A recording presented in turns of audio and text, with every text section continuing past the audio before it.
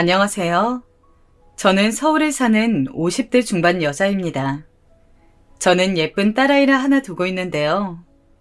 딸아이를 키우면서 참 힘든 일이 많았습니다. 그런데 얼마 전에 저의 30년 묵은 응어리를 제 딸내미가 속 시원하게 풀어주어서 얼마나 통쾌했는지 몰라요. 아무래도 제가 딸 자식 하나는 똑 부러지게 잘 키운 것 같아요. 요즘 그 일 때문에 매일 배꼽 잡고 웃다 보니 딸내미가 저지른 그 무모하면서도 통쾌한 짓을 자랑 한번 해보고 싶어서 사연을 보내봅니다. 제 이야기를 들으면서 같이 속 시원해 하셨으면 좋겠어요. 먼저 30여 년 전으로 거슬러 올라가겠습니다. 저는 20대 초반의 나이에 서울에서 일을 다니다가 남편을 만나게 되었는데요. 남편은 본가가 지방이었지만 혼자 서울살이 해보겠다고 올라와서 살고 있는 중이었습니다. 남편은 조금 가부장적인 면이 있긴 했지만 그 시절 남자들이 대부분 그랬기 때문에 별로 이상한 구석을 느끼지 못했어요. 저는 저에게 적극적으로 대시하는 남편에게 푹 빠져버렸습니다. 그런데 시부모님이 저를 안 좋아하셨기 때문에 결혼을 허락받기까지 굉장히 힘들었어요. 시부모님은 지방에서 큰 고깃집을 운영하고 계셔서 집안이 좀 부유한 편이었는데 저는 친정 부모님이 두 분 다 안 계셨고 모은 돈도 없었기 때문에 마음에 안 드셨던 거죠. 남편은 처음에 결혼을 반대하시는 시부모님 등살에 휘둘리는 듯 하더니 얼마 못 가 다시 고집을 피우는 바람에 결국 결혼을 허락받게 되었습니다. 다만 조건이 있었죠. 저랑 남편 모두 다 서울에서 다니던 직장을 그만두고 시부모님이 계시는 지방으로 내려와 식당 일을 도우라는 조건이었어요. 저는 그 지역에 연고도 하나 없었지만 남편 하나 믿고 내려가게 되었습니다. 그리고 결혼 후 얼마 지나지 않아 저는 임신을 하게 되었습니다. 임신한 몸인데도 불구하고 시어머니의 시집살이는 정말 상상도 못할 수준이었습니다. 새벽 일찍 시부모님이 운영하시는 고깃집으로 출근을 해서 재료를 손질하고 식기를 정리하고 반찬을 준비하는 등 해야 할 일이 산더미였습니다.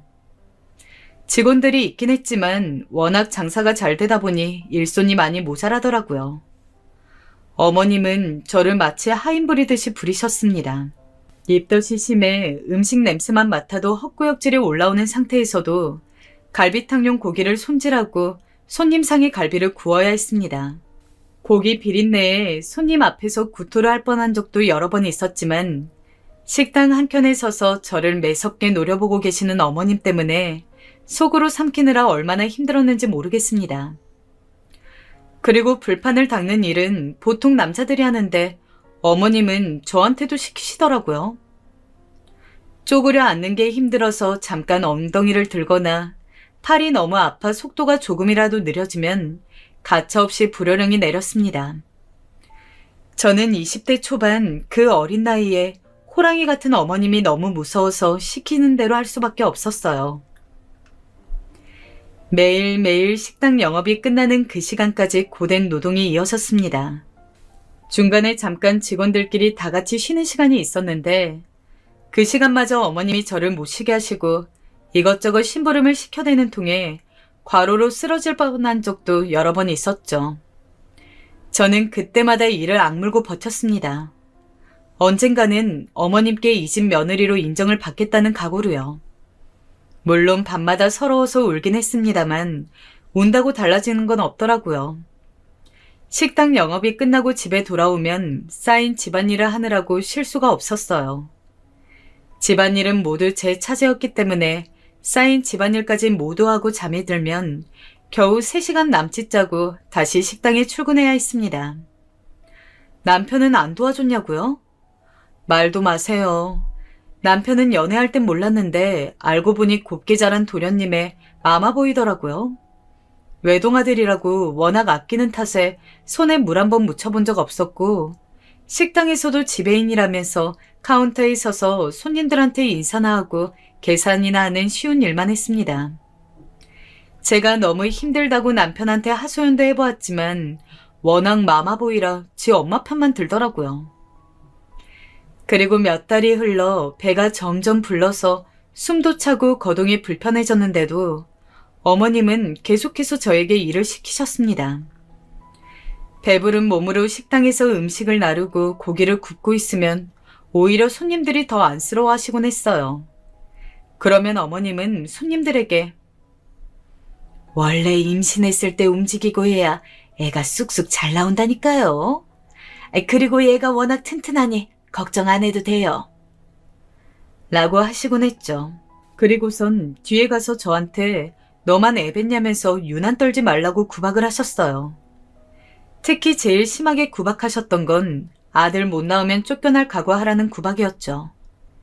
남편이 외동아들이다 보니 대를 이어야 한다면서 정말 임신 기간 동안 몇 번을 윽박지르셨는지 몰라요. 너는 아들 낳기 전까진 우리 집 며느리로 인정받을 생각이랑 하지 말아라. 네가 가진 게 있냐 뭐가 있냐. 아들도 못 낳는 년은 이 집 개보다도 못한 년이야. 알아들었냐? 저는 그런 말을 들을 때마다 혹시나 뱃속에 아이가 딸일까봐 초조해서 견딜 수가 없었어요. 아들 낳는 게 제 맘대로 되는 것도 아닌데 혹시나 영원히 이 집 며느리로 인정받지 못할까봐 매일 마음을 졸였습니다. 그리고 밤마다 뱃속의 아이에게 울면서 사과했어요. 아가야, 나는 네가 딸이어도 좋고 아들이어도 좋은데 어쩔 수 없이 자꾸 아들이기 바라게 되는 못난 엄마라서 너무너무 미안해. 제가 배를 어루만지면서 속삭이면 뱃속의 아이는 말을 알아듣기라도 한 듯 배를 발로 차거나 꾸물거리곤 했습니다. 그럼 저는 눈물을 닦고 마음을 다시 추스렸습니다. 이런 저의 곁에는 제 편이 한 명도 없었기 때문에 매일 혼자 마음을 굳게 먹고 스스로를 위로해야만 했습니다. 남편마저 어머님 편이니 얘기할 사람이 없어서 더 답답하더라고요. 그래서 저는 임신 6개월쯤부터 일기를 쓰기 시작했습니다. 오늘 하루 동안 서러웠던 일, 힘들었던 일들을 일기장에 또박또박 적다 보면 하루 동안 쌓인 한이 제 마음속에서 빠져나가 일기장에 차곡차곡 쌓이는 느낌이었습니다. 이렇게라도 마음속에 있는 이야기를 꺼낼 수 있게 되니 조금은 해소가 되더라고요. 일기장은 혹시나 누가 볼까봐 결혼할 때 가져온 제 짐 속에 숨겨두었습니다. 그렇게 일기장은 매일매일 조금씩 채워져 임신 맞달 때에는 노트 5권 분량은 좋게 되더라고요. 그리고 저는 만삭 때까지 그렇게 모진 구박과 시집살이를 견디며 살다가 초겨울 어느 날 10시간의 힘든 진통 끝에 아이를 낳게 되었습니다. 하늘이 무심하게도 아이는 딸이었어요. 이제 막 나온 피덩이 아이를 본 어머님은 딸이라는 걸 알자 혀를 끌끌 차더니 고개를 획 돌리고 나가셨습니다. 남편도 어머님을 따라서 나가버리더라고요. 저는 아이에게 미안한 마음에 서럽게 울 수밖에 없었습니다. 그리고 어머님은 항상 저에게 하던 그 말씀이 진심이었는지 기어이 그 말씀을 지키시더라고요.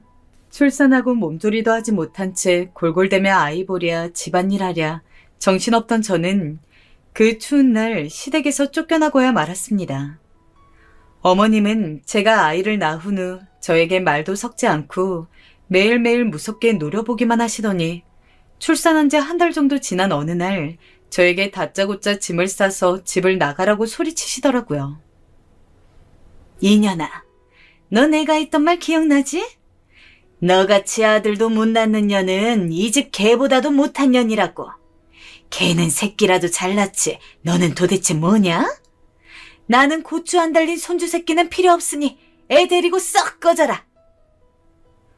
어머님의 호통에 아이도 놀라서 울고 저도 놀라 주저앉고 말았습니다. 저는 아이를 안은 채 어머님의 바짓가랑이를 붙잡고 매달렸어요. 어머니, 한 번만 봐주세요. 친정도 없는 제가 여기서 나가면 어디서 살아요. 우리 수진이는 어떡하고요. 어머니, 제발요. 제가 더 잘할게요. 한 번만 봐주세요. 네? 어머니. 어머님은 제가 울고불고 매달리는데도 매정하게 저를 외면하시더라고요. 그리고선 가방 하나를 던져주며 여기에 짐 싸서 당장 나가라고 하시더군요. 저는 어머님께 아무리 애원해봐도 안 통하자 아버님께도 매달려 보았지만 소용이 없었습니다. 아버님은 워낙에 결혼 초기부터 방관자였기 때문에 저에게는 관심도 없으셨어요. 저는 결국 하나 남은 희망, 남편에게 애원을 해보았습니다. 남편만큼은 자기 아내와 자식을 버리지 않을 거라는 신랄 같은 희망을 가지고요. 여보, 나랑 수진이 버릴 거야? 응? 여보, 제발 나 좀 살려줘. 나 여기 나가면 우리 수진이랑 어떻게 살아? 제발 여보. 남편은 어머님 옆에 딱 붙어선 제 말을 들은 척도 안 하더라고요. 결혼 전엔 저한테 제발 결혼하자고 그렇게 적극적으로 밀어붙이던 그때 그 남자가 맞는지 믿어지지 않더군요. 결혼 후에 남편이 어머님 편만 들고 어머님 말이라면 껌뻑 죽는 줄은 알았지만 이렇게 아무렇지 않게 자기 자식을 버리는 사람일 줄은 몰랐습니다.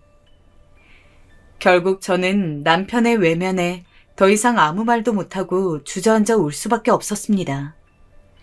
한참을 주저앉아 하늘이 무너져라 서럽게 울던 저를 어머님이 빨리 짐을 싸라며 방으로 끌고 들어가는 통에 어쩔 수 없이 눈물을 닦고 짐을 싸기 시작했습니다.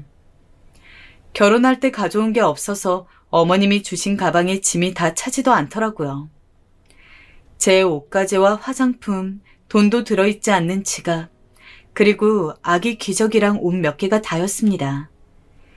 그리고 숨겨놓았던 일기장을 꺼내 가방 안에 고이 넣었습니다.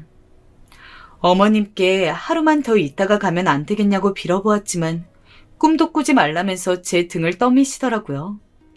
이렇게 급하게 쫓겨날 줄은 생각도 못하고 아기 용품도 넉넉하게 사놓지 않았는데 저는 몰라도 이 추운 날 겨울옷 한 벌 없이 떨어야 할 아이가 걱정되어 어머님께 마지막으로 한 번 더 애원해 보았습니다. 어머니, 우리 수진이 겨울옷도 없고 기저귀도 이게 다인데 조금이라도 도와주시면 안 될까요? 이 불쌍한 아기 얼어 죽어요, 어머니. 저는 죽어도 우리 수진이는 안 돼요, 어머니. 제가 울며 하소연을 하자 어머님은 혀를 찢 차고선 지갑에서 지폐 몇 장을 꺼내서 저한테 던지시더라고요. 이거면 충분할 거라고 더 이상은 못 준다고 하면서요.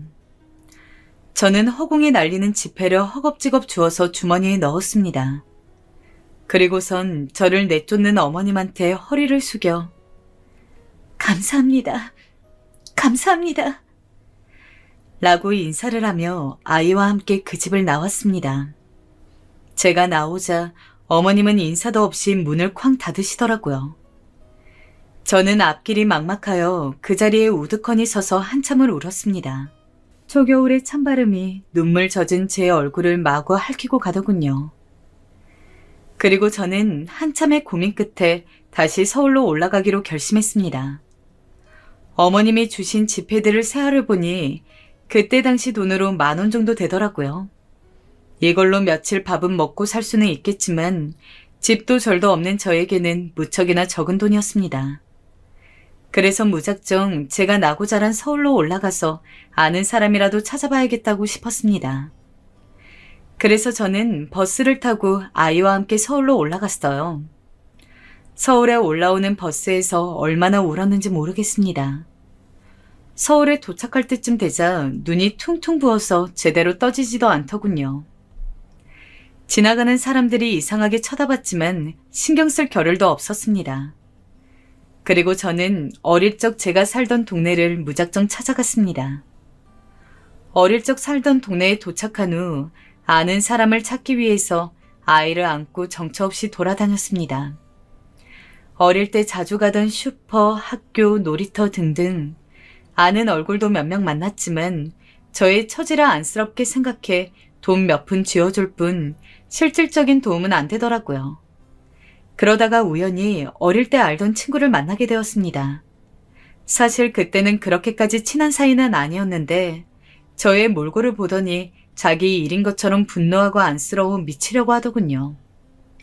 다행히 그 친구의 도움으로 당분간 친구네 집에서 지낼 수 있게 되었습니다. 저는 친구한테 너무 고마워서 어찌할 바를 모르겠더군요. 그저 그 친구가 집에서 조금이라도 편하게 지낼 수 있도록 갖은 집안일을 도맡아 하고 친구에게 폐를 끼치지 않도록 최대한 조심하며 지내기로 했습니다. 그렇게 친구의 도움을 받아 지낸 지 1년째, 아이가 걸음마를 시작하게 되자 저는 친구에게 더 이상 민폐를 끼치고 싶지 않아 일을 시작하게 되었습니다. 찾아보니 아이를 데리고 출근할 수 있는 식당이 있더라고요. 일을 시작하고 첫 달 월급은 친구에게 몽땅 주었어요. 친구가 해준 것에 비하면 이것도 모자라지만 이거라도 받아줬으면 좋겠다고 하면서요. 친구는 고마울 거 없다며 저를 안아주었습니다. 저는 따뜻한 친구의 품에서 한없이 울었습니다. 정말 나중에 기회가 된다면 꼭 친구에게 몇 배로 보답하고 싶었어요.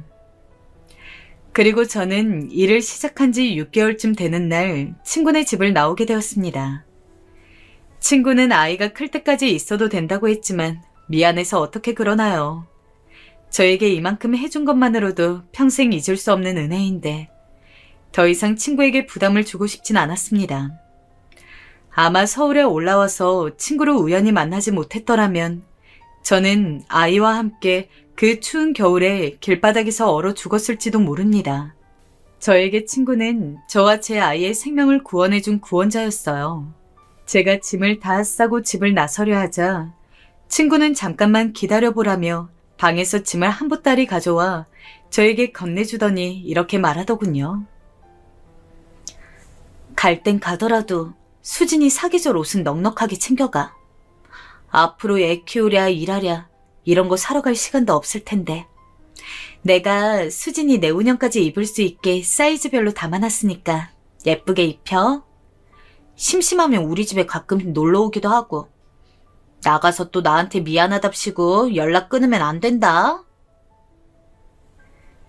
저는 친구의 마음에 가슴이 따뜻해지는 것을 느꼈습니다.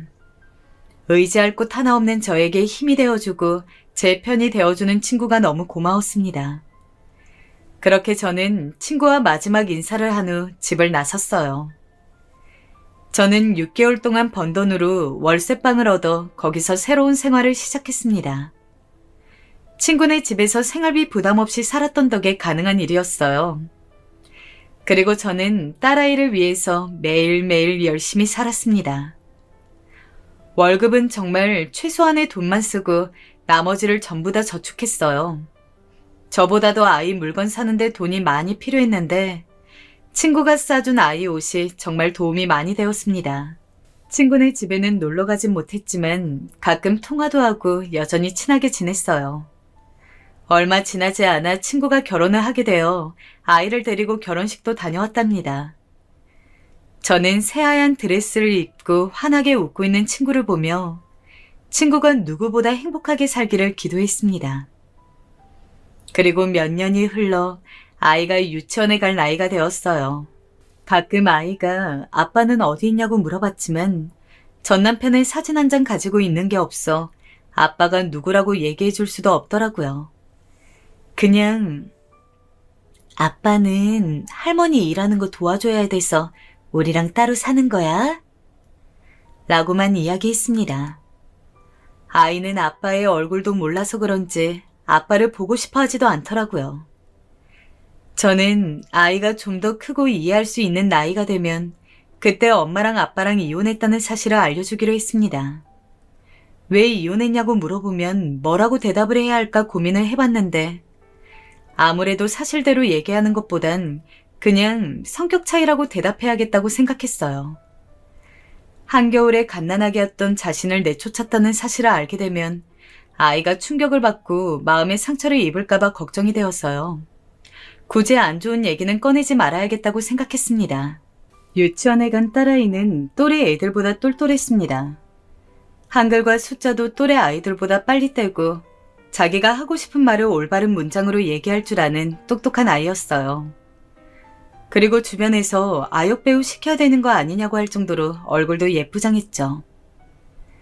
사실 자랑하는 건 아니지만 제가 학창시절에 남학생들한테 인기가 많았거든요. 그래서 어머님 말씀이 법인 줄 아는 마마보이 전 남편도 저와 결혼하겠다고 어머님한테 그 고집을 부린 거겠죠. 아무튼 또래보다 똑똑하고 예쁘장한 아이여서 그런지 주변 사람들의 주목을 자꾸 받게 되더라고요. 영재학교 보내야 되는 거 아니냐, 배우 데뷔시켜라 등등. 주변에서 좋게 봐주시는 건 정말 감사했지만 혼자 벌어먹고 사는 제 처지에 딸아이한테 해줄 수 있는 게 없어서 안쓰러운 마음만 커져갔습니다. 자식한테 해줄 수 있는 건 다 해주고 싶은 게 부모 마음 아니겠습니까? 그런데 보잘것없는 제 능력으로는 나중에 학원 하나 보내기도 힘든 상황이었어요. 부잣집에서 살았으면 특별한 아이로 자랐을지 모르는 우리 아이는 제 밑에서 크는 바람에 평범한 학교를 다니며 평범한 삶을 살게 되었습니다. 그래도 성격이 활발하여 친구 관계에도 문제가 없고 학교 다니는 것도 재밌어 하더라고요. 저는 아이가 학교에 들어가서 손을 조금 덜 타게 되니 일을 늘려야겠다고 생각했습니다. 나중에 대학도 보내고 결혼도 시키려면 한 살이라도 젊을 때 열심히 벌어놔야지요. 그래서 저는 평일에는 식당 일을, 그리고 주말에는 백화점에서 아르바이트를 했습니다. 아이가 혼자서 밥도 잘 차려 먹고 뭐든지 혼자서 척척 해내는 아이라서 다행이었어요. 그런데 아이가 10살쯤이던 어느 주말 백화점 아르바이트가 끝난 후 집에 돌아와 보니 집안에 불이 다 꺼져 있더라고요. 저는 아이가 자는 줄 알고 방에 들어가 봤더니 아이가 불 꺼진 방 한 구석에 쪼그려 앉아 울고 있는 게 아니겠어요? 저는 너무 놀라 아이에게 달려갔습니다. 제가 수진아! 하고 부르며 달려가자 고개를 파묻고 울던 아이가 퉁퉁 부은 눈으로 저를 올려다봤습니다. 저는 어디 다치기라도 했는지 걱정되어 딸아이의 몸을 여기저기 살펴보았지만 딱히 다친 곳은 없더라고요. 제가 왜 그러냐고 무슨 일이냐고 아이를 붙잡고 물어보자 아이는 침대 밑에서 무언가를 스르르 꺼내더군요. 그걸 본 저는 가슴이 철렁 내려앉았습니다. 아이가 꺼낸 것은 바로 저의 일기장에 들어있는 상자였어요. 상자 하나를 가득 채울 정도로 잔뜩 있는 제 일기장은 저의 지난 10년의 세월이 담긴 기록이었습니다. 시댁에서 구박받던 이야기부터 시작해서 한겨울에 시댁에서 쫓겨난 이야기, 그리고 친구를 만나 신세를 지게 되고 딸아이와 방을 구해 새로운 생활을 시작한 이야기까지. 저의 모든 이야기가 그곳에 담겨져 있었습니다. 딸아이는 저에게 칭찬받고 싶어서 제가 퇴근하기 전 집을 구석구석 청소하던 중 제 일기장에 들어있는 상자를 발견했다고 해요. 첫 번째 일기장을 펼치자마자 눈에 들어온 할머니의 충격적인 만행 때문에 도저히 일기장을 손에서 뗄 수가 없었다고 합니다. 그동안 자기는 왜 아빠가 없을까 궁금했던 적이 여러 번 있었는데 이 일기장을 보자 아빠가 없어서 다행이라는 생각이 들었다고 하더라고요. 딸은 울면서 저를 와락 안더니 제 귀에 대고 속삭였습니다. 엄마, 할머니랑 아빠는 정말 나쁜 사람이야. 내가 커서 꼭 엄마 복수해줄게. 저는 아이의 말에 깜짝 놀라 너 그런 말은 어디서 배웠느냐고 그런 나쁜 말 하면 안 된다고 다그쳤습니다. 그런데 아이는 눈에 힘을 주고 씩씩대면서 말하더군요. 나쁜 사람한테는 나쁜 말 해도 돼. 내가 나중에 돈 많이 벌어서 엄마 호강시켜주고 할머니한테는 꼭 복수할 거야. 내가 꼭 약속할게, 엄마. 저는 아이가 얼마나 충격을 받았으면 지 아빠랑 할머니한테 복수한다는 말까지 할까 싶어 가슴이 미어졌습니다. 그리고 아이를 안고 등을 토닥이며 달랬습니다. 아니야, 수진아. 엄마는 복수 같은 거 필요 없어. 엄마는 수진이만 있으면 행복해. 제 말을 들은 아이는 제품에서 한참이나 서럽게 울더라고요. 저도 눈에서 눈물이 흐르는 것을 막을 수 없었습니다. 그리고 그 일이 있은 후 제 딸은 갑자기 나이에 비해 철이 확 들어버렸어요. 아직 10살밖에 안 된 아이인데 가끔 딸과 대화를 하다 보면 어른과 대화하는 느낌이 들 때가 종종 있었습니다. 어린 나이에 받아들이기 힘든 일을 알게 되다 보니 그 나이 때 해맑음이 사라지고 성숙함만 남게 되어 아이에게 너무 미안했어요. 일기장은 못 보게끔 꼭꼭 숨겨놨어야 했는데 침대 밑에 숨겨놓으면 못 볼 거라고 생각한 제 자신이 너무 바보같이 느껴졌습니다. 아이에게만은 알리고 싶지 않던 진실이었는데 이게 다 멍청한 제 탓이겠죠. 그리고 아이는 그날 이후로 자기가 꼭 성공하겠다며 공부도 열심히 하고 뭐든지 더 열심히 하더라고요. 굳이 제가 신경 쓸 필요도 없이 스스로 뭐든지 다 잘해주었습니다. 그리고 몇 년이 흘러 제 딸은 대학생이 되었습니다. 아이는 대학에 진학해서는 공부도 열심히 했지만 외모를 가꾸는 것에도 관심이 많더라고요. 옷 입는 것에도 관심이 많고 외모도 예쁘다 보니 지나가다가 모델 제의나 길거리 캐스팅을 받는 일도 많았습니다. 등록금을 보탠다고 카페 아르바이트를 하던 딸아이는 피팅 모델 일이 돈을 더 준다며 모델 일을 시작하게 되었어요. 몇 번 해보다 보니 적성에 너무 잘 맞는다며 점점 일을 더 늘리더라고요. 그러다 보니 아무래도 학업에 소홀히 질 수밖에 없었어요. 걱정이 된 저는 몇 번 잔소리도 해보았지만 소용이 없었습니다. 그러던 중 아이가 충격적인 말을 하더라고요. 엄마, 나 아무래도 이게 내 길인 것 같아. 학교는 그냥 때려치울래. 나도 내 쇼핑몰을 차려서 돈을 벌 거야. 저는 학교를 때려치우겠다는 아이의 말에 사색이 되었어요. 남들이 부러워하는 좋은 학교에 입학해놓고 때려치우겠다뇨? 너 그러다가 쇼핑몰 잘 안 되면 어떡할 거냐고. 그래도 대학 졸업장은 있어야 취업할 거 아니냐고 다그쳐보았지만 딸아이의 고집이 어마어마하더라고요. 자기는 무조건 잘 될 자신 있다면서 여태까지 자기를 봐서 알지 않냐며 엄마가 여지껏 그래왔던 것처럼 자기를 믿고 지켜봐달라고 하더라고요. 저는 정말 하늘이 무너지는 것 같았지만 여태까지 스스로 뭐든지 잘해온 제 딸이었기 때문에 한 번만 믿어보기로 했습니다. 그래서 아이는 학교에 자퇴서를 내고 자퇴를 하게 되었습니다. 그리고 딸아이는 자기가 말했던 것을 반드시 지키려는 듯 발에 불이 나도록 이리 뛰고 저리 뛰며 열심히 하더군요. 매일 아침 일찍 동대문에 가서 옷을 떼오고 본인이 직접 입고 직접 사진을 찍어 홈페이지에 올리더라고요. 모델 일을 많이 했어서 그런지 사진 찍어 놓은 것을 보면 예쁘긴 했습니다. 그래도 사업이 뭐 그리 쉽나요? 거의 1년간은 주문이 거의 들어오지 않아 재고만 쌓여가더라고요.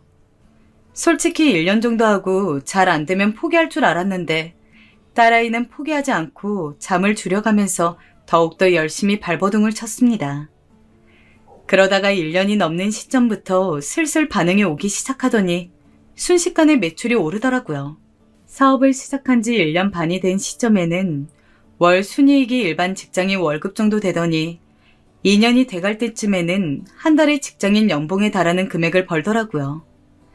물론 중간에 휘청할 뻔도 여러 번 있었지만 위기를 잘 넘기고 승승장구하며 사업을 시작한 지 5년이 되었을 쯤에는 남부럽지 않은 재산을 가지게 되었습니다.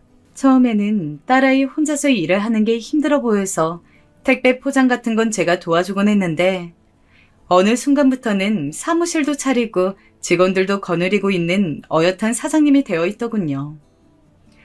이렇게까지 잘 될 거라고는 생각도 못 해봤는데 운이 좋았던 건지 아니면 딸아이가 사업 수완이 유난히 좋은 건지 말 그대로 대박이었습니다. 딸아이는 그렇게 바쁜 와중에도 틈틈이 재테크 공부를 하더라고요. 머리가 좋아서 그런지 재테크에도 소질이 있어 재산은 점점 불어만 갔습니다.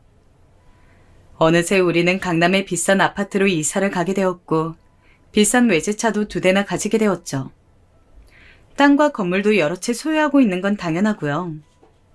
저는 제 평생 은인이던 친구에게도 보답할 수 있게 되었습니다. 그리고 저는 원래 하던 일은 그만두고 딸아이 회사 일을 좀 도와주기로 했습니다.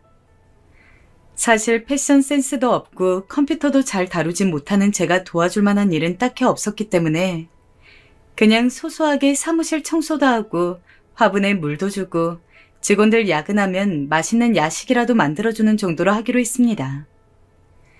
딸아이 덕분에 가진 것 없이 시댁에서 맨몸에 쫓겨났던 제가 어느새 부잣집 사모님이 되어 있었네요. 그리고 작년 딸아이가 30살이 되는 해였습니다. 어느 날 아이가 저를 앉혀두고 말하더라고요. 약속한 시간이 왔다면서요. 저는 무슨 약속이냐고 되물었습니다.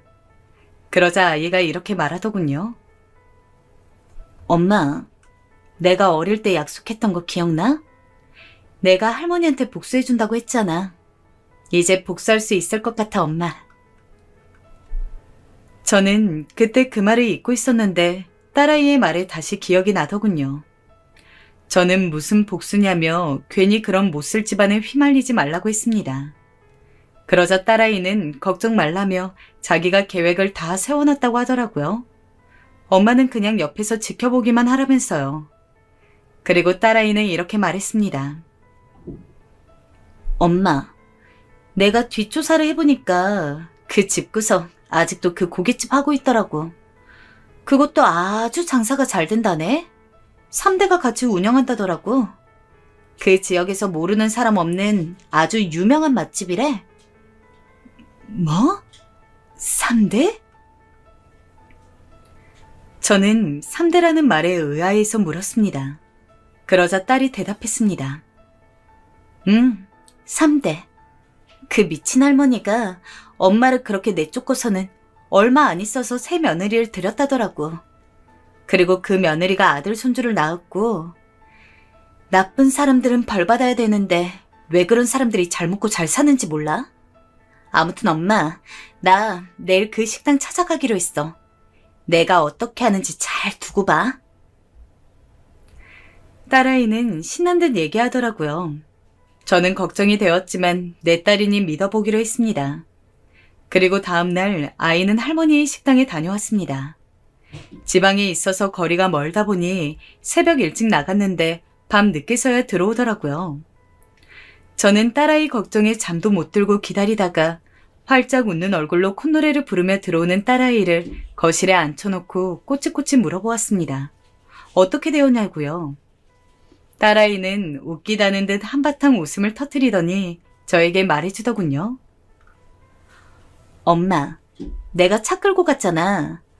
거기 식당에 갔는데 발레 파킹 해주는 사람이 아빠더라. 내가 얼굴을 미리 조사해둬서 한눈에 알아봤지. 그런데 한눈에 봐도 비싸 보이는 외제차가 들어오니까 아빠가 다른 차들은 제쳐두고 내 차로 달려와서는 아주 굽신거리더라고. 아주 웃겨 정말. 차에 기스라도 날까봐 초조하던 그 모습 엄마도 봤어야 됐는데 엄마가 봤으면 아주 웃겨서 자지러졌을 거야. 저는 비싼 차를 보고 남편이 굽신거렸다는 말을 듣고 웃겨서 저도 모르게 웃음이 피식 나왔습니다. 그러자 딸아이는 뒷얘기도 마저 하더군요. 그리고 내가 식당에 들어가서 다짜고짜 사장님 좀 뵙자고 했지. 솔직히 직원들이 안 된다고 할 줄 알았는데 내 차림새 보더니 안절부절하면서 바로 할머니를 데려오더라고. 내가 일부러 나 부자요 하는 느낌으로다가 입고 갔는데 그게 효과가 있었나 봐. 그리고 할머니가 나왔는데 나를 알아보지도 못하고 방으로 가자고 하더라고. 그리고 이어진 딸의 얘기에 따르면 방에서 할머니에게 내가 할머니 손녀딸이라고 밝히자 처음엔 믿질 않았다고 하더라고요. 거지처럼 살고 있을 줄 알았던 손녀딸이 부티를 풀풀 풍기면서 나타나자 당연히 믿을 수 없었겠죠. 그래서 딸이 주민등록증상의 생년월일과 어렸을 적 사진을 보여주자 그제서야 본인 아들과 닮았다며 믿는 눈치였다고 하네요.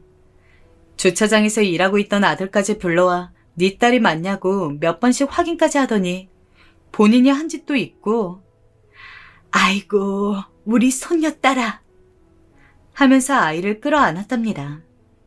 아마 초라한 행색으로 갔으면 나는 너 같은 손녀딸 둔 적 없다면서 내쳤을 테죠. 딸아이는 할머니와 아빠가 너무 보고 싶었다면서 반가워하는 연기를 했다고 해요. 어릴 적부터 엄마랑 둘이 살면서 아빠랑 할머니, 할아버지가 너무 궁금하고 보고 싶었다면서요. 멍청한 그 집 식구들은 그 말을 철석같이 믿었다네요. 참 우습지 않나요? 본인들이 버린 손녀딸이 본인들을 보고 싶어 할 거라고 생각한다는 게요. 그리고 그날 이후 딸아이는 바쁜 일도 제쳐두고 일주일에 2번씩 할머니의 식당을 찾아갔습니다. 보고 싶던 가족을 오랜만에 만난 눈물겨운 사연의 주인공인 척을 하면서요. 그러면서 할머니와 아빠에게 은근슬쩍 이런 말을 흘렸다고 합니다. 할머니 아빠를 30년 동안 얼마나 보고 싶었는지 몰라요. 나중에 커서 성공하면 꼭 저를 낳아주신 아빠와 할머니에게 보답하고 싶었는데 이제는 저도 남부럽지 않게 돈을 벌게 되어서 몇 년 전부터 할머니 선물로 돈을 모으고 있었어요. 이제 조금만 더 모으면 제가 목표한 금액이 달성되니 조금만 기다려주세요, 할머니. 그 집 식구들은 처음에는 의심하는 듯 하더니 딸아이가 매주 찾아오고 할머니 어깨도 주물러드리며 잘해드리자 정말로 자신들을 좋아하는 줄 착각하더래요. 그리고 딸아이가 일부러 그 집 식구들 앞에서 사업 관련 전화, 부동산 관련 전화들을 받는 척하기도 하고 일부러 자기가 가진 건물 사진도 보여주는 등 돈 많은 티를 팍팍 냈더니 아주 딸아이한테 잘 보이려고 용을 쓴다고 하더라고요.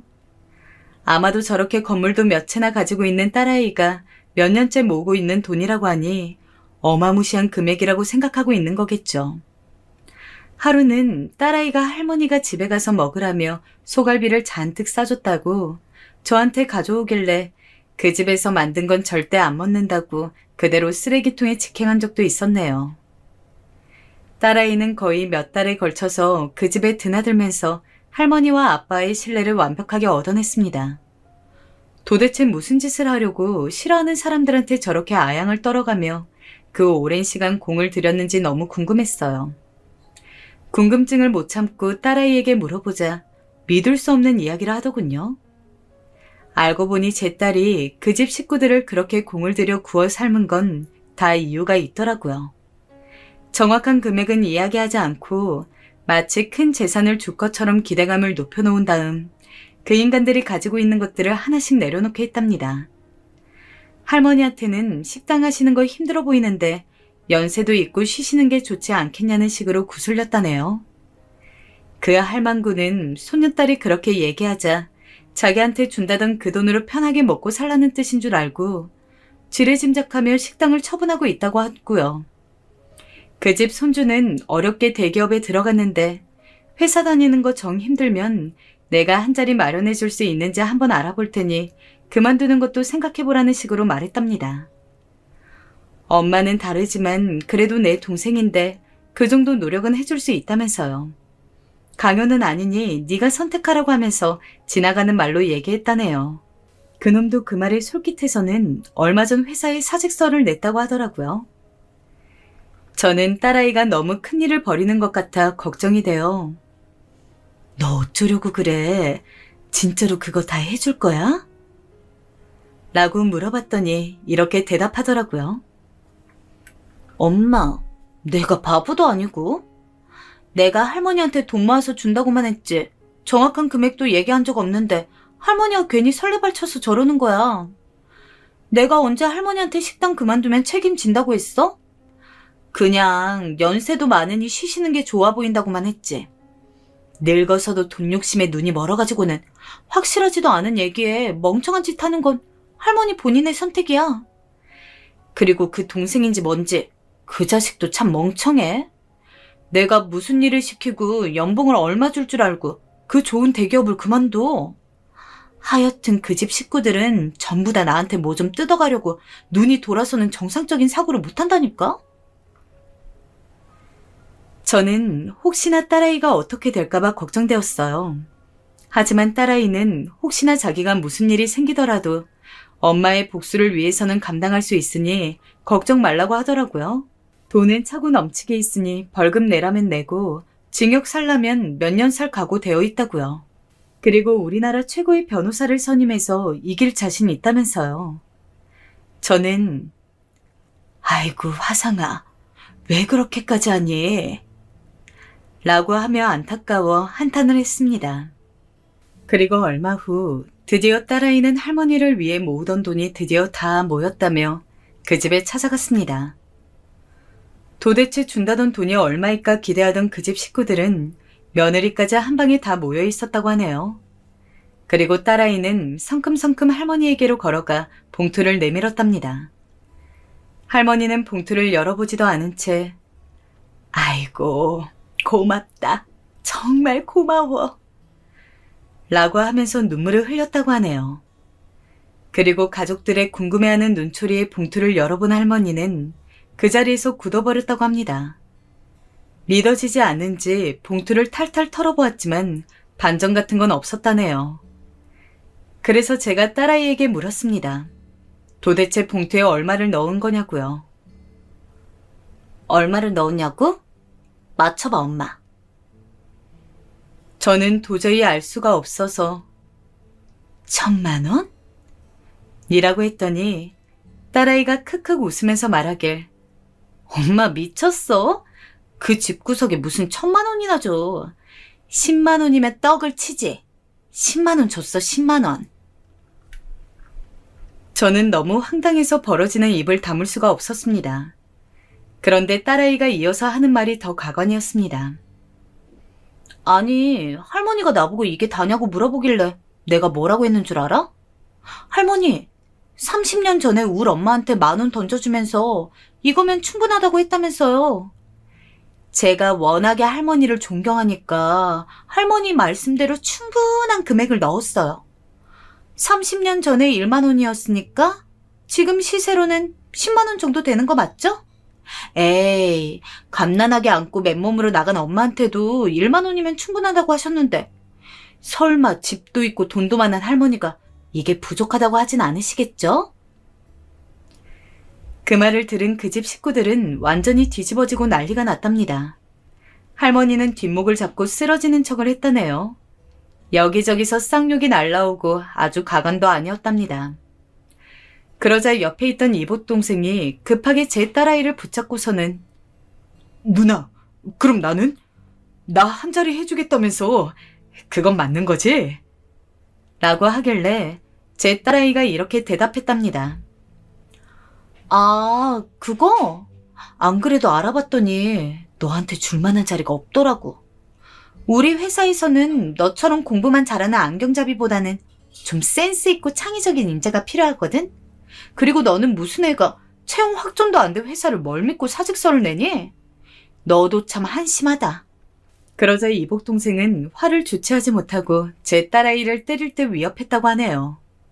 그러자 딸아이는 그 집 식구들에게 내 몸에 손 하나라도 대면 바로 폭행죄로 고소하겠다고 으름장을 놓았다고 합니다. 돈 많은 제 딸아이에게 고소당하는 건 또 무서운지 머리채를 잡아 뜯으려 달려오던 할머니까지 걸음을 멈췄다네요. 그리고 할머니는 그제서야 소리를 지르며 실체를 드러냈다고 합니다. 야, 이 개 같은 년아. 그년 뱃속에 있던 네가 그럼 그렇지. 이 년이 이렇게 우리 집안을 풍비박산을 내는구나. 30년 전에 콱 얼어 뒤져버렸어 했는데 돈 좀 있어 보이는 꼬라지에 홀라당 속아 넘어가 버렸구나. 아이고 내 팔자야. 아이고 내 신세야. 딸아이는 아비규환이 된 그 집 사람들 사이에서 태연하게 일어나 방문을 닫고 나왔다고 합니다. 방 안에서는 할머니의 울부짖는 소리가 들리고 아빠와 이복 동생이 소리 지르며 쫓아나왔지만 유유히 차에 올라타서 출발했다고 하네요.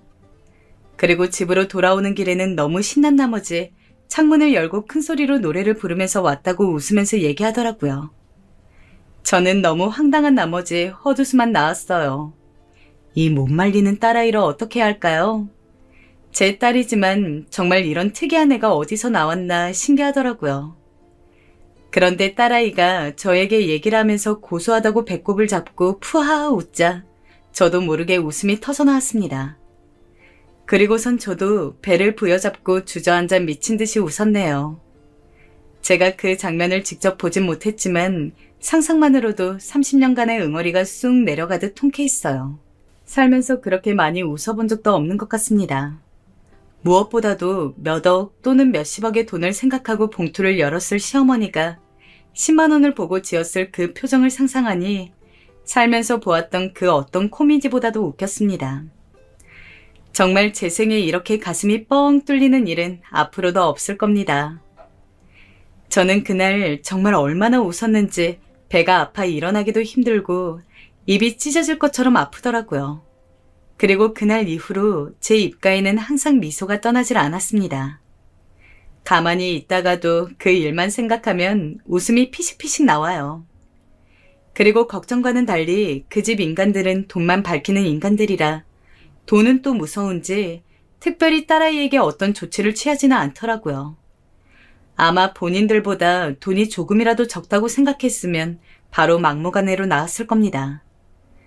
그리고 그 식당은 어떻게 되었는지 저도 잘 몰라요. 딸아이가 한번 알아볼까?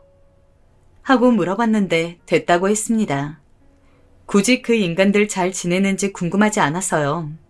딸아이가 통쾌하게 한 방 날려준 것만으로도 저는 충분합니다. 이제 저는 30년 묵은 한도 풀렸고 그때 버림받은 제 딸아이가 이렇게 잘 자라주었으니 그 누구도 부럽지 않은 행복한 삶을 살고 있다고 자부할 수 있습니다. 그래서 자랑하고 싶었어요. 저와 다르게 저렇게 똑부러진 제 딸아이를요. 어릴 적 약속을 기어이 지켜낸 제 딸아이에게 오늘 하루도 너무 고마운 마음을 전해봅니다.